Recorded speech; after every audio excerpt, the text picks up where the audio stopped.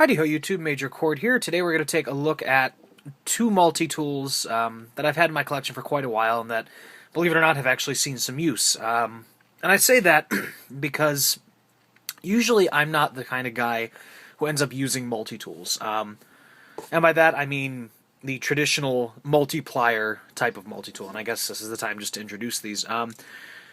These are the Gerber mini suspension tools, and like many keychain size multi-tools, these come in two flavors, and that would be pliers and scissors. Just because of the size of the tool, you have to choose whether you want a scissor head or a plier head inside of this. But when I say I'm not the kind of guy who uses a plier-based multi-tool, it's because I generally tend to trend toward Swiss Army knives.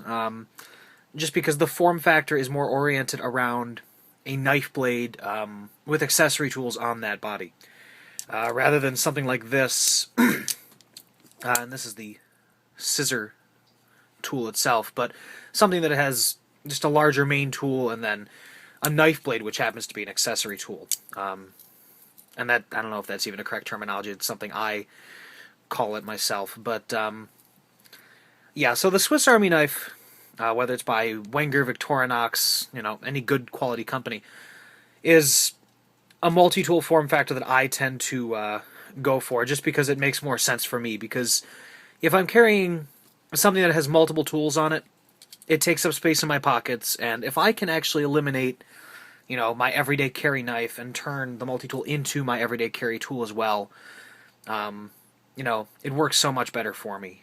Because, something like a Swiss Army knife does that. The Victorinox Compact that I've been carrying recently, that's just been my everyday carry knife, period.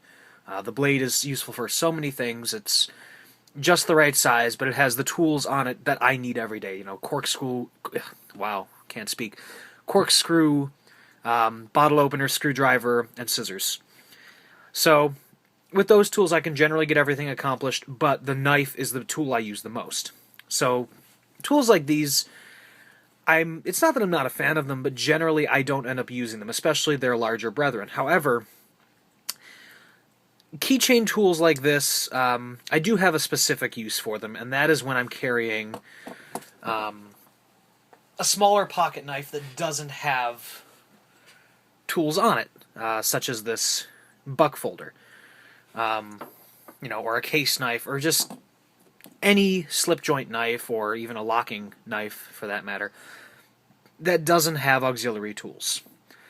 Because I do like having tool capabilities in my system, and smaller tools like these give me the functionality without overburdening me with, a large set of pliers, because quite honestly, I really don't use pliers on a very regular basis, so I don't need to carry a large Leatherman or a large Gerber tool, purely to get the benefit of the accessory tools here.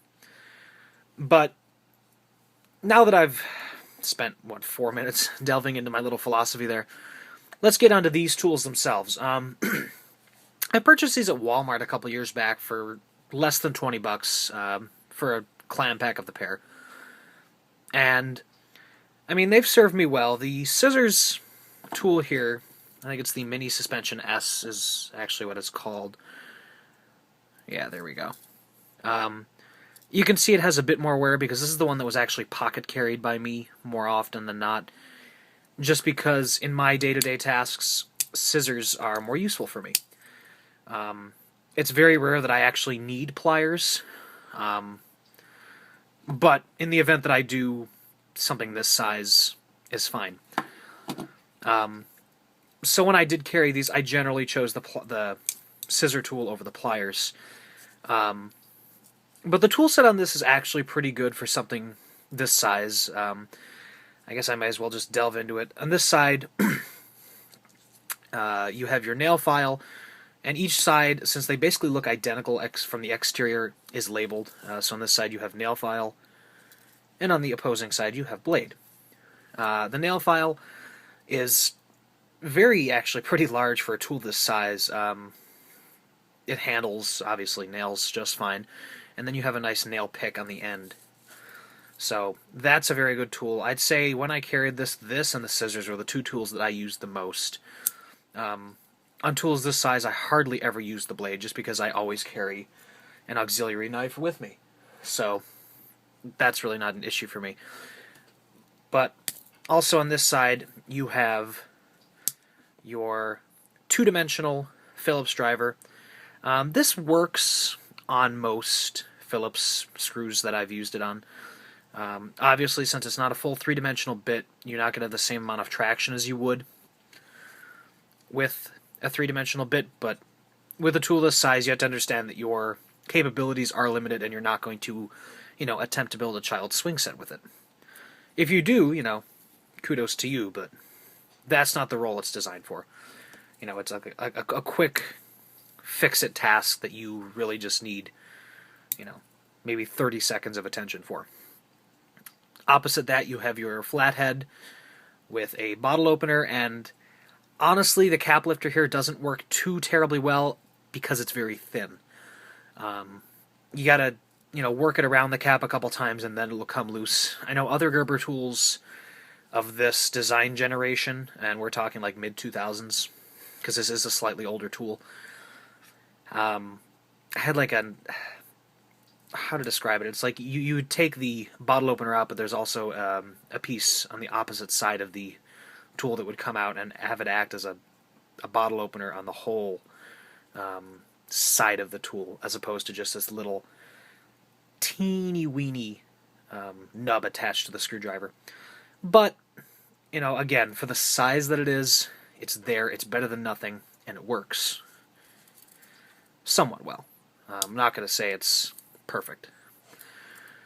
On this side, we of course have the blade, which, decent sized blade. I mean, you got, I want to say, maybe 1.5 inches of blade there. The steel isn't fantastic, but again, you're not going to be using this blade all the time. At least I don't.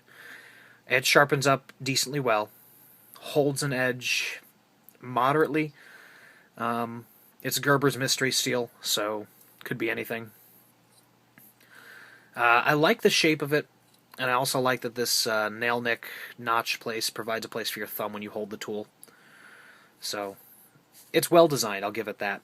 And the back spring is very stout, so you are not going to have this close on your fingers. But you shouldn't be doing a ton of hard cutting with it anyway. And now, this tool is one that I have mixed feelings on, and it's the tweezers. On this one, they are farther separated, but on the plier version down here, they're a little closer together. It's something that I think you could get, a little bit of use out of, but they are so small and really just so flimsy here that their purpose is almost negated. And also, they're not very long, so you're not going to have a ton of reach with them. I mean, I'm glad they included them just because you now have tweezers, but they're really not terribly effective. I think a pair of just detachable tweezers inside the handle scale somewhere would have been a lot more effective. And then this spot could have been taken up by, one of any number of tools.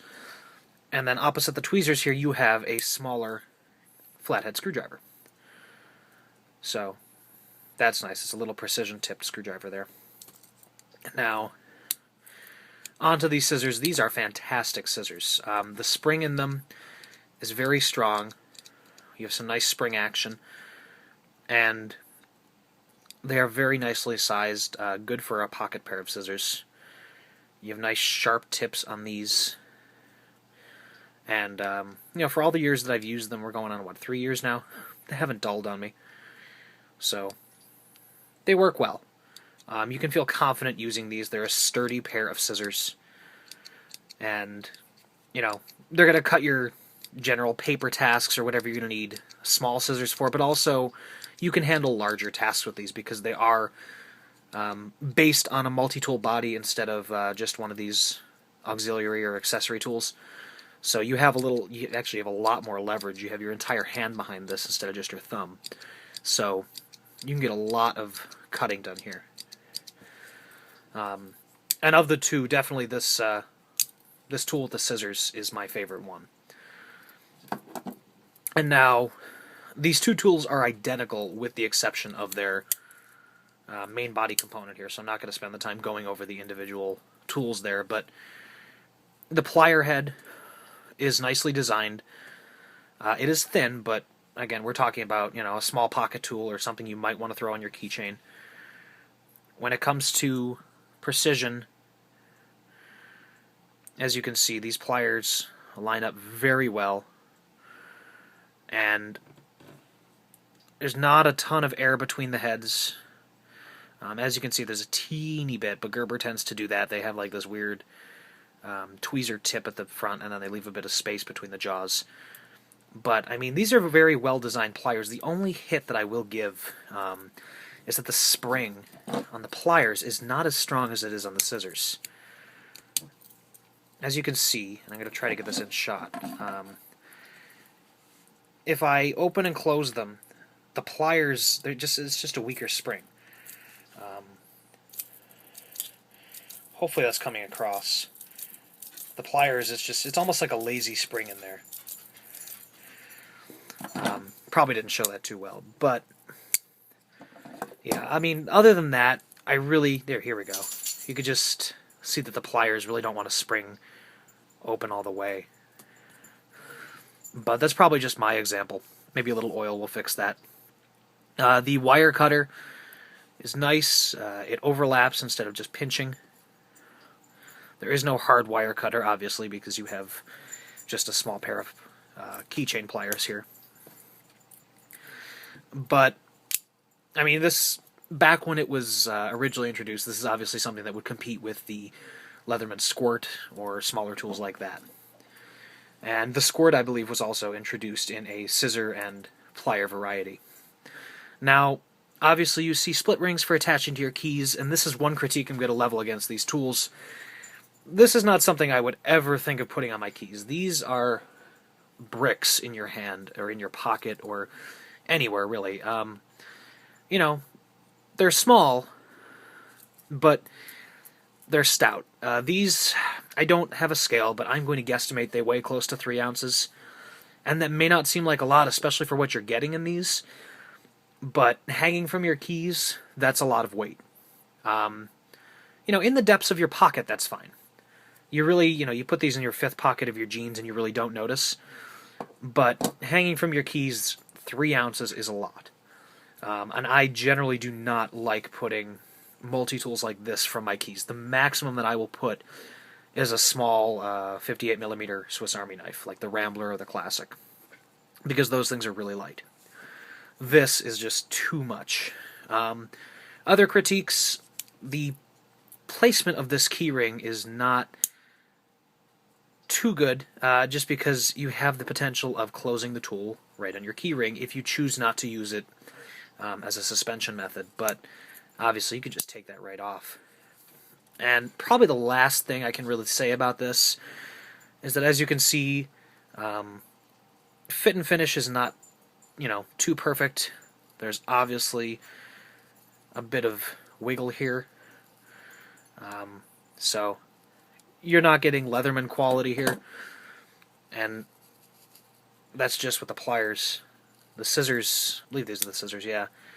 The scissors are perfectly tight. The pliers, however, have a lot of wiggle room. But, I mean, as I said, I've extensively carried the scissors. You can tell that they're worn quite a bit. The pliers, I've never really carried in my pocket, but this did see about a year's worth of use in a EDC pouch, the one that I threw in my backpack for quite some time, and I'll throw that video somewhere down here, maybe.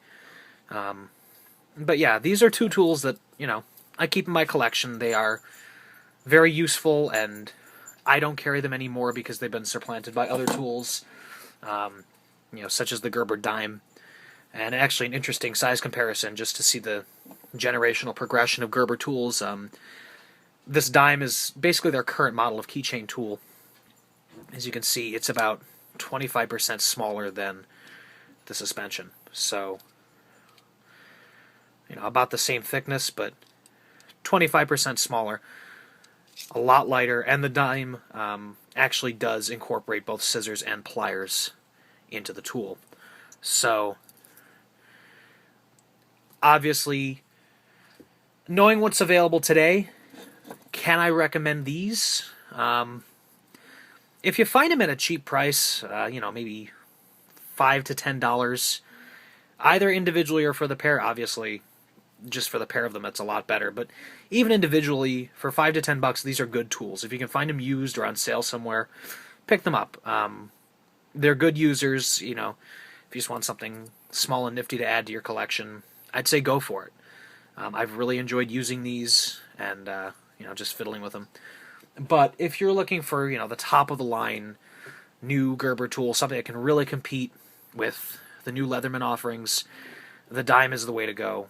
Obviously, these are something that's stuck in the past. But that's all I really have to say about these. Thank you very much for watching. Take care.